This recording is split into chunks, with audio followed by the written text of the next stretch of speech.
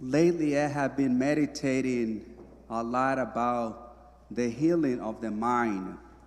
We know that when Jesus came to earth to rescue us from sin and death, he came to redeem the whole human person, not just the soul. We know that he also redeemed our bodies. And if we study history, we know that there is a big difference between the ancient world and our modern world. One of the big differences is that, for example, when St. Paul, St. Peter, the apostles were preaching in the ancient world, people, the Greeks, the Romans, they were open to religion. They believed in gods. The Greeks believed in so many different gods, and after they were conquered by the Romans adopted some of their beliefs and some of their ethics, so they were open to the transcendent. They believed that there were forces beyond of what we can see and touch and feel. So they were already open. And that, in a way, they were open to hearing the gospel, the story of salvation, that Jesus came to earth to preach the truth, to die on the cross, and to set us free, and that he is the resurrection. Now, we know that that has changed in the 21st century. Now, a lot of people have become materialistic. They believe that all we have is this life. We can only believe what we can see, touch, and feel. There's nothing beyond it.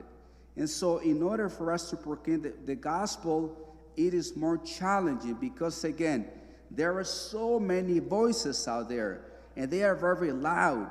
If you go to social media, you know that they are so good at conveying their message, that they tell, especially the young people, that we're just matter, that we're just a product of evolution, that there is no God. There is evidence that says that kids in our times, they decide to leave the Catholic Church when they are 13 because they don't see, they believe from school that science and religion are not compatible.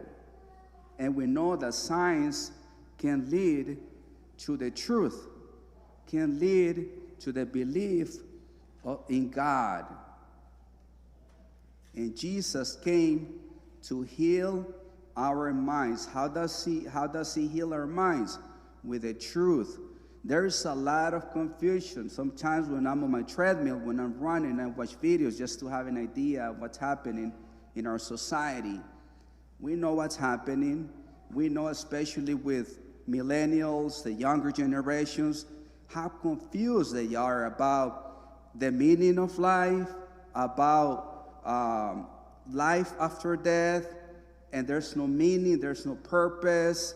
Last year, for example, the singer Demi Lovato, she in August of last year, her album, there's a song that is called Freak, and in that song, she says a couple of times, I am what I am, I am what I am, I'm just a piece of meat.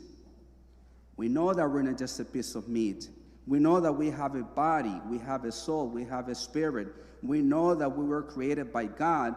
We know that we are destined to live in eternity with God. But again, they make so much noise. They are so loud, and we know that the truth is quiet. The truth will never force itself on us. That is not the truth. The truth is more subtle because we have to look for the truth. We have to choose to listen to the truth, Jesus Christ.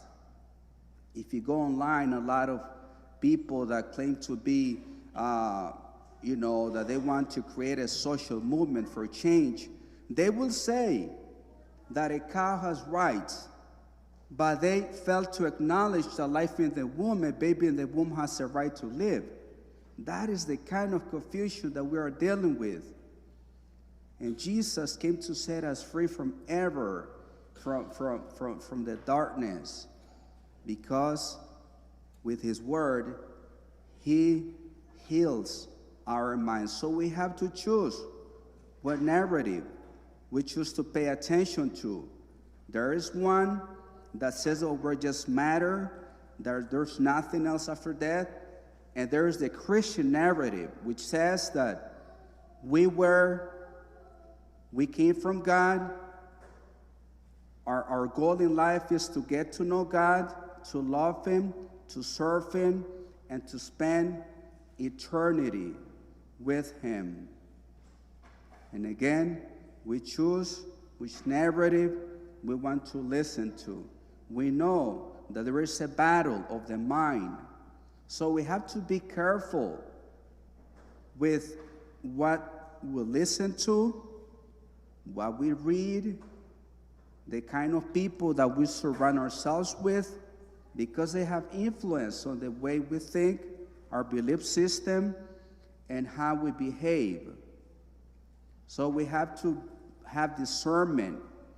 We have to put Jesus at the center of our lives so that all our decisions come from faith.